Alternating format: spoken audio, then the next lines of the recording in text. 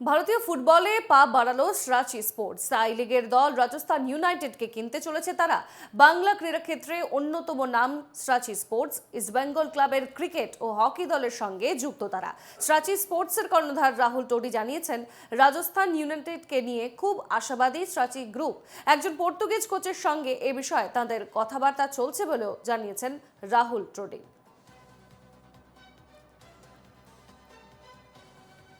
এটা তো মানে একটা ন্যাচারাল ভেঞ্চার ছিল যে আমরা একটা একটা অল ইন্ডিয়া স্পোর্টস প্রেজেন্স চাইছে রাঁচি।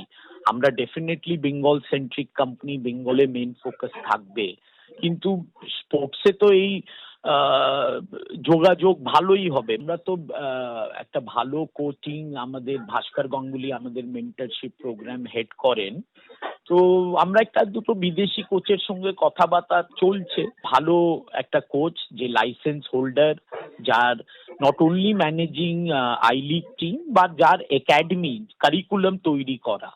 এবার আমরা ফুটবলের ব্লকসটা লাগাচ্ছি।